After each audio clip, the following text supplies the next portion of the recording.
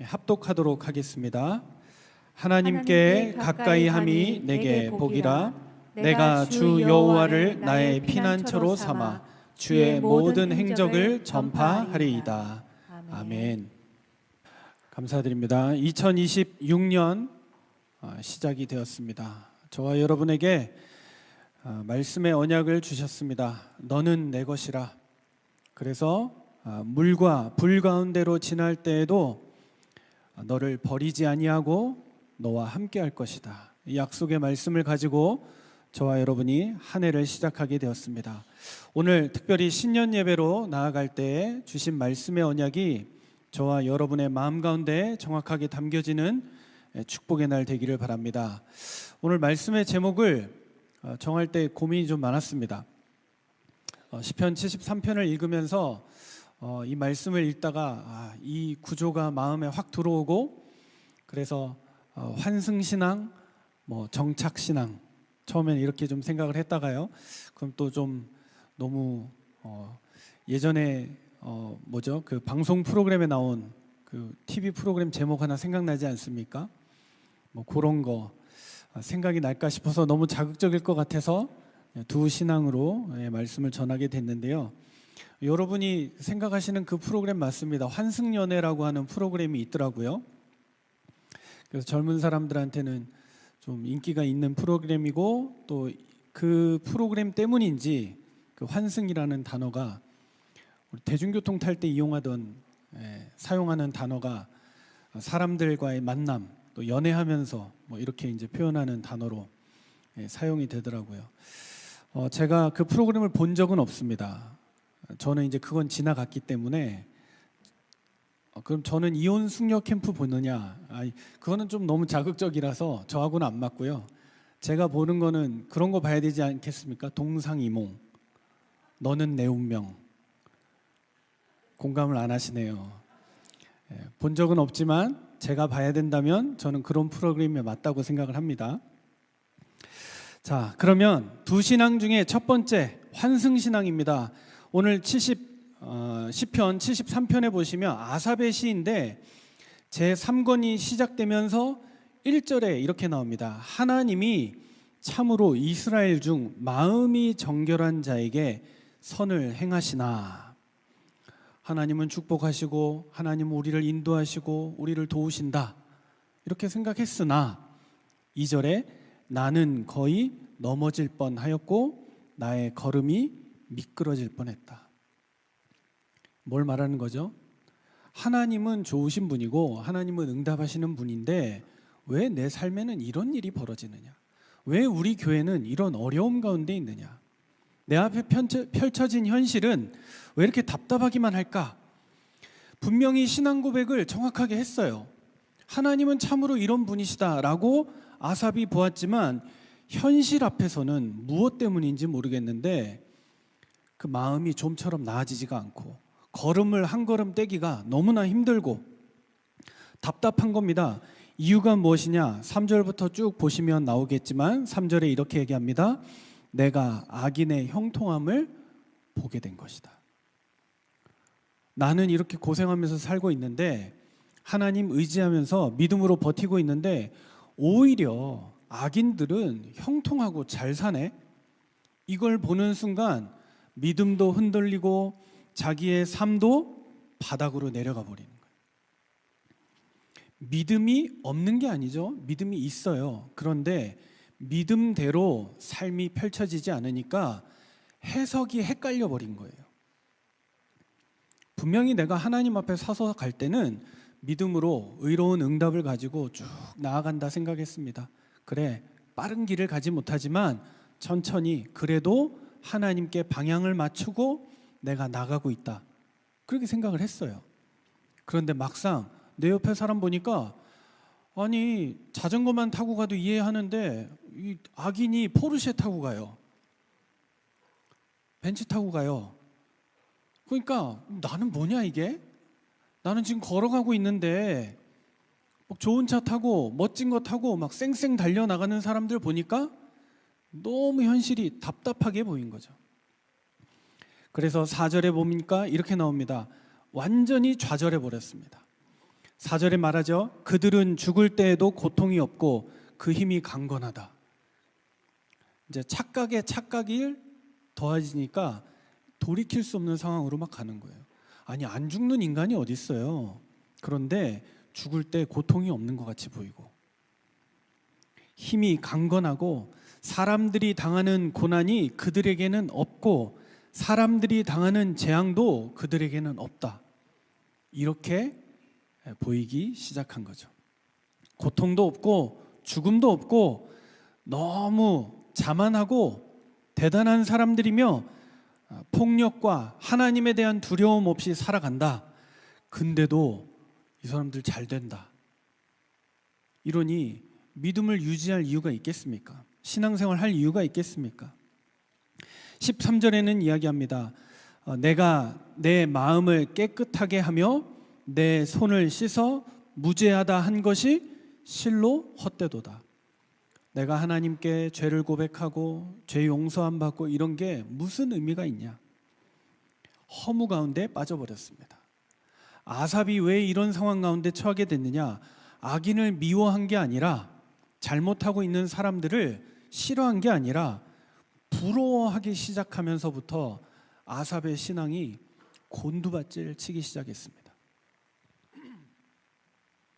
이걸 뭐라고 부르느냐? 신앙이 있긴 있어요. 근데 이 신앙을 환승신앙이라고 해요. 잘 되면 모여들고 잘 안 되고 어려움 당하는 것 같으면 도망가 버리는 신앙. 심지어 악인을 쳐다보고 악인의 형통함을 보고 그것 때문에 좌절하고 흔들리는 신앙.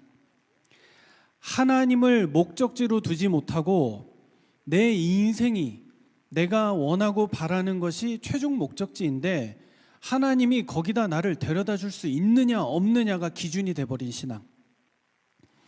오늘날 세상에서 많은 부분에 삶의 자리에서 우리가 이런 신앙과 이런 삶의 선택들을 경험하게 됩니다. 잘 될 것 같으면 타고, 안 될 것 같으면 포기하는 게 아니라 갈아탄다. 이런 신앙으로 우리가 살게 되죠. 저와 여러분도 마찬가지입니다. 늘 이런 유혹 앞에 있습니다. 2025년도 참 어렵게 지나왔는데 2026년 더 어렵다고 합니다. 경제가 어렵고 세계 정세가 불안하고 각 나라마다 자기들의 이익을 추구하는 그런 열악한 상황 가운데 우리가 서 있습니다. 근데 우리 자신은요, 어쩌면 우리조차도 그 환승의 유혹에 시달리고, 이유는 무엇입니까? 그것이 더 빠른 성공인 것 같고 그렇게 해야 내가 뭔가 답을 얻을 것 같고, 그리고 무엇보다도 내 눈에 보이는 형통함이 거기서부터 올 것 같다라고 생각하니까요. 그리고 멍하니 가만히 있으니, 하나님만 바라보고 가만히 있는 것이 즉각적인 결과가 없으니 당연히 그렇게 더 생각하게 되죠. 우리에게 하나님이 주시는 응답과 은혜가 오늘 말씀을 통해서 한 해 동안 우리가 가야 되는 방향이 저와 여러분의 마음속에 담겨지게 되기를 바랍니다. 우리는 사람 따라서 온 거 아니고 잘 되려고 온 것도 아니고 우리가 노선을 정한 게 아니라 하나님께 목표를 두고 하나님을 향해 가는 시간입니다. 아삽도 마찬가지였습니다. 환승신앙으로 헤매고 즉각적인 결과를 바라고 뭔가 잘 돼야지 라고 생각했던 중심이 획기적으로 바뀌는 시간표가 옵니다. 17절을 한번 보시겠습니다. 너무나 힘들고 어려운 고통 가운데 내가 내 삶을 유지하고 가는 것 가지고는 그럭저럭 갈 수 있는데, 다른 사람하고 비교를 하는 순간, 야, 이건 뭐 신앙생활 꼭 해야 되냐, 예수 믿어야 되느냐, 하나님 바라봐야 되느냐, 그 상태에 있다가 아삽의 신앙이 순식간에 바뀌는데요. 17절에 하나님의 성소에 들어갈 때에야 그들의 종말을 내가 깨달았나이다. 예배 드릴 때 이 신앙이 환승하려던 그 마음과 정착하지 못했고 흔들리던 그 마음이 모든 것을 뒤집는 순간, 하나님의 성소에 들어갈 때에야 이 은혜의 축복을 누리는 저와 여러분 되길 바랍니다. 성소가 어디입니까? 교회이고 예배지요. 예배 속에서 우리가 하나님의 은혜를 받을 때 더 이상 환승이 필요 없어요. 저와 여러분의 신앙은 정착되는 신앙으로, 다른 것 나는 모르겠고 여기 있는 은혜가 나에게 가장 크고 정확하다. 주님이 나를 지명하여 부르셨는데 너는 내 것이다 하신 그 말씀대로 내 삶이 이루어지기를 원합니다.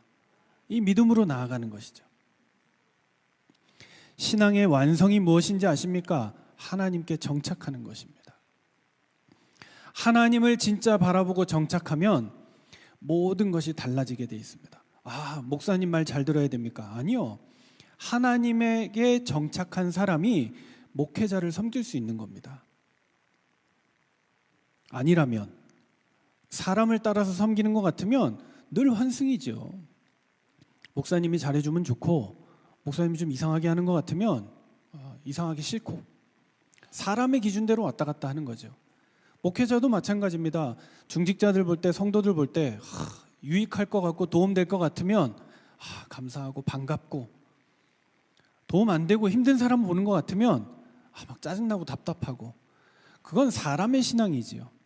하나님께 소망을 두고 하나님께 뜻을 두고 하나님께 정착한 사람은 사람의 장점과 단점, 강점과 연약한 것을 보고 섬길 수 있어요.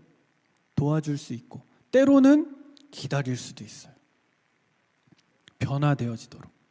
그러나 그것이 하나님이 이끄시는 응답이고 하나님의 계획이니까. 이유는 왜 그렇습니까? 사람을 가려가면서 만나야지요. 대우를 다르게 해야지요. 아니요. 하나님이 끝이니까.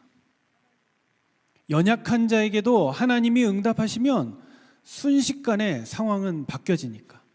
강하다고 하는 사람에게도 하나님이 결론을 내리지 않고 하나님의 끝이 아니면 그 사람이 언제 돌변해서 또 사람의 생각, 사람의 소리로 돌아설지 모르니까.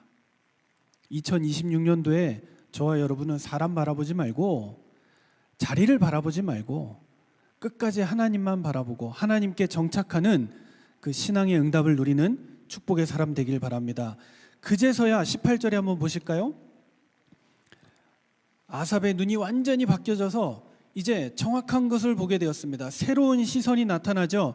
18절에 주께서 참으로 그들을 미끄러운 곳에 두시며 파멸에 던지셨다. 아주 높은 데로 올라간 것 같은데 거기가 반석과 같이 안전한 곳이 아니라 올라간 것 같은데 그 자리가 미끄러운 자리였어요.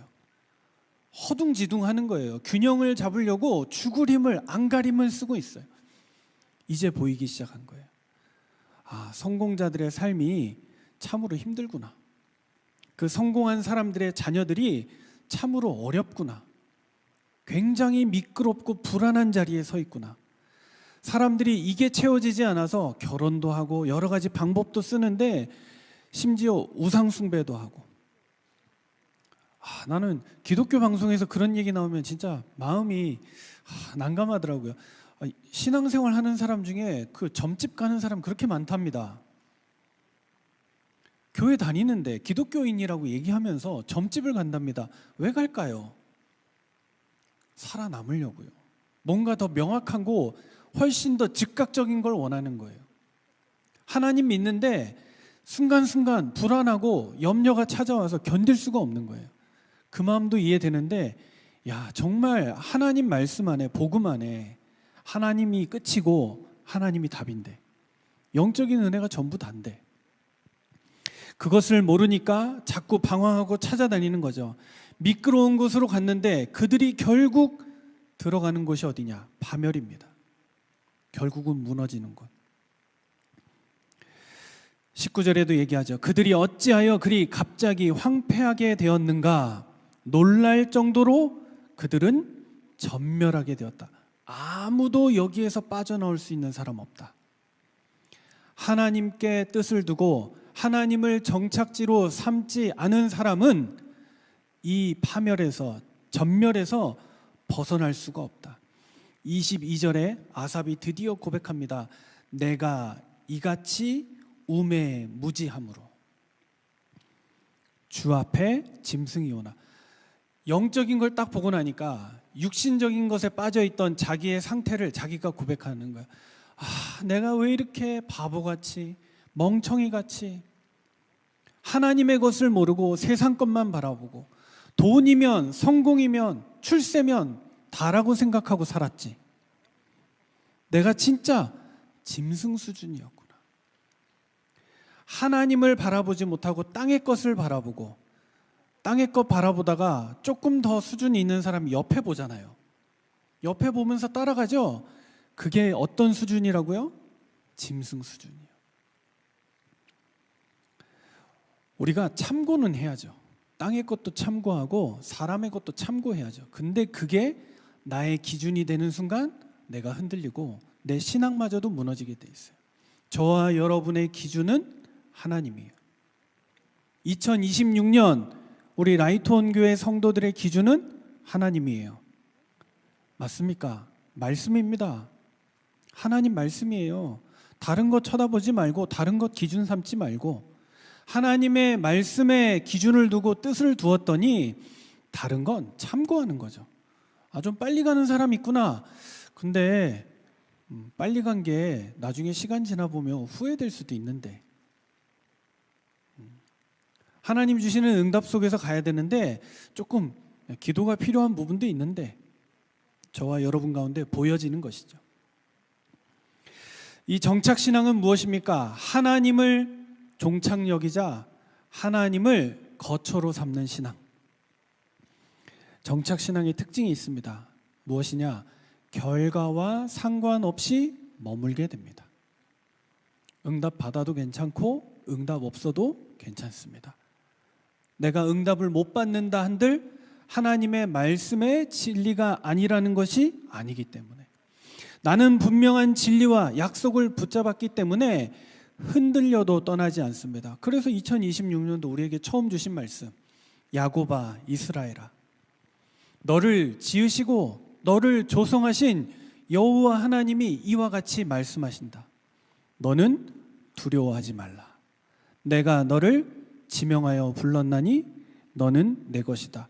하나님은 저와 여러분을 부르실 때 단 한순간도 흔들리신 적이 없습니다. 하나님의 부르심 앞에 저와 여러분이 지금 서 있습니다.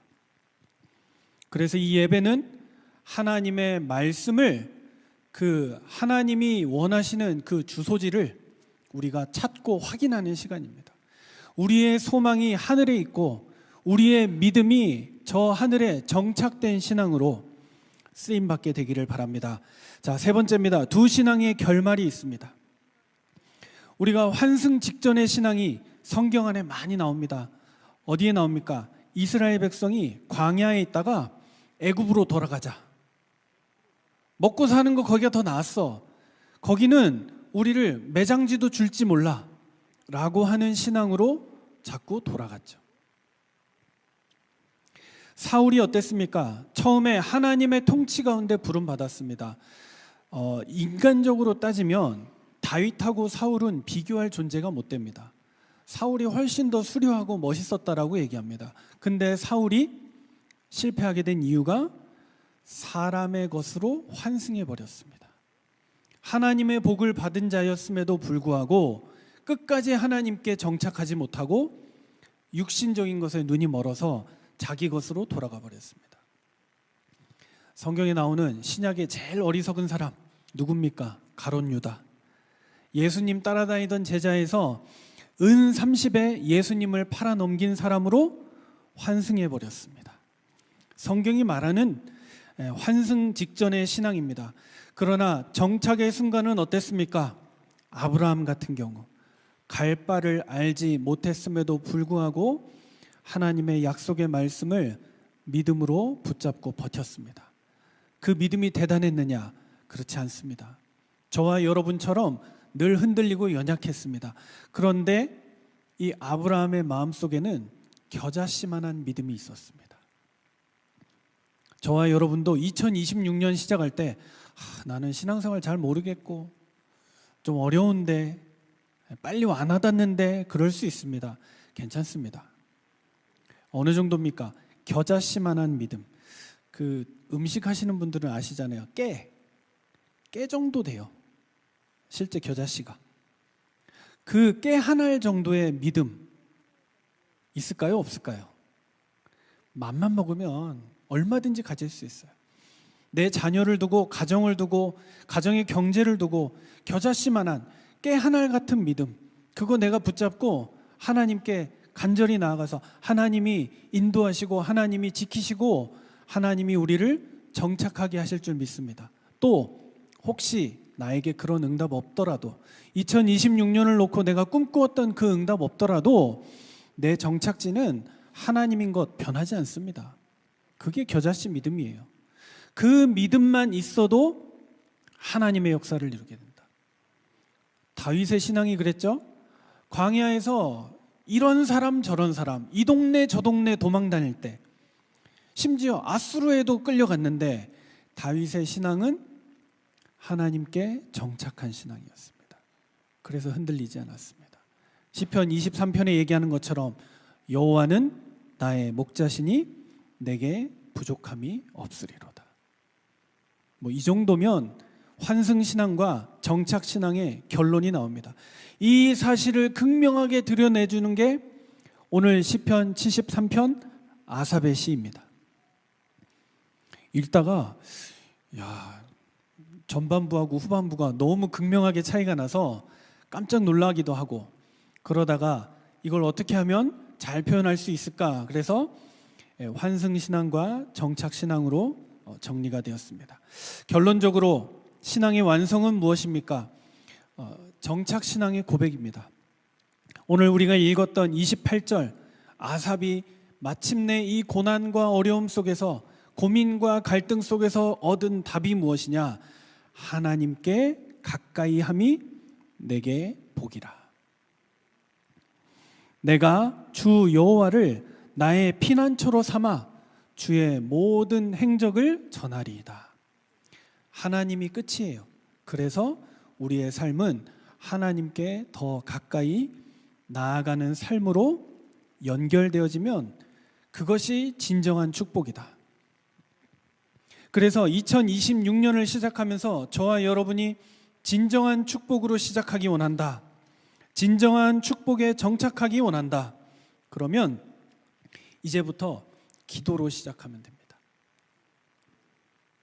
자꾸 상황 속에 속지 말고 저와 여러분이 하나님께 가까이 나아가는 상태, 하나님을 우리의 중심에 두고 믿음으로 그 고백을 누리는 상태, 그 속에 들어간다면 기도 속에서 모든 길들은 열려질 것입니다. 다윗이 고백했죠. 주의 말씀은 내 발의 등이요 내 길의 빛이니이다. 하나님의 말씀을 저와 여러분의 마음속에, 그 말씀을 기도 제목으로 우리의 속에 붙잡을 때 하나님의 역사가 우리 안에 머무는 축복의 시작이 되는 거예요. 그래서 주님 주신 말씀이 너는 내 것이라예요. 흔들리지 말라고요. 상황은 자꾸 바뀝니다. 근데 우리 상태는 상황과 같이 흔들리지 않고 상태는 늘 동일해요. 주 예수와 동행하니 그 어디나 하늘나라. 어디 가도 괜찮아요. 어느 지역에 있어도 괜찮고. 성전을 향하여, 하나님을 향하여, 다윗이 다니엘 6장 10절에 그 바벨론 포로에서 성전을 향하여, 예루살렘을 향하여 창을 열고 기도했던 것처럼 정착하는 신앙과 그 기도 속에서 2026년이 모든 것이 열려지게 될 것입니다. 혹시 이제 시작했는데 마음이 피곤하고 판단이 흐려진 사람 있다면 기도로 힘을 얻으시기 바랍니다. 기도 속에서 분명합니다. 우리가 가야 될 목표는 분명해요. 때로는 실패가 오고 어려움이 오고 시련이 올 수도 있는데 거기에 정착하지 마시라고요. 그것 때문에 흔들리지 말라고요. 우리는 하나님께 정착하고 하나님의 응답을 누리는 사람으로 저와 여러분이 기도로 승리하는 2026년이 되어질 줄로 믿습니다. 기도하겠습니다. 살아계신 하나님 아버지, 새해 첫 예배로 말씀 앞에 서게 하시니 감사합니다. 불신앙 때문에, 비교 때문에 흔들리지 않게 하시고 하나님 앞에 참된 믿음으로 그 응답을 누리게 하여 주옵소서. 2026년 특별히 정착하는 신앙으로 흔들리지 않고 떠나지 않는 믿음을 우리에게 주셔서 하나님께 가까이 함이 내게 복이라, 이 은혜를 회복하는 시간 되게 하여 주옵소서. 하나님의 결론으로 나아가는 2026년 되어지도록 축복하여 주옵소서. 감사드리며 그리스도 되신 예수님의 이름으로 기도합니다. 아멘. 신년 예배로 하나님께 영광 돌리게 하심을 감사합니다. 무엇보다 말씀으로 우리를 축복하시고 이 시간 하나님의 은혜 자리에 우리를 세우심에 감사를 드립니다. 우리의 삶과 믿음, 우리의 모든 소유가 주님 앞에 온전히 드려지기를 원합니다. 은혜로 나아갈 때에 이 예물이 우리의 형통을 위한 것이 아니라 하나님께 정착하는 신앙의 고백이 되게 하여 주옵소서. 특별히 새 생명을 주셔서 감사하는 마음으로 드리는 손길 위에 주의 은혜를 베푸사 우리 교회가 후대들을 더욱 사랑하고 그들을 하나님의 사람으로 키워나가는 믿음의 고백이 되도록 주님 역사하여 주옵소서. 이 헌신을 통하여 라이트온 교회가 더욱 말씀 위에 서게 하시고 가정과 일터와 다음 세대 위에 분명한 하나님의 나라가 임하는 축복을 허락하여 주옵소서. 주 예수 그리스도의 은혜와 하나님의 사랑과 성령의 교통하심이 하나님께 정착하는 신앙으로 2026년 나아가기 원하는 모든 하나님의 사람들 머리 위에 이제와 영원토록 함께 있을지어다. 아멘.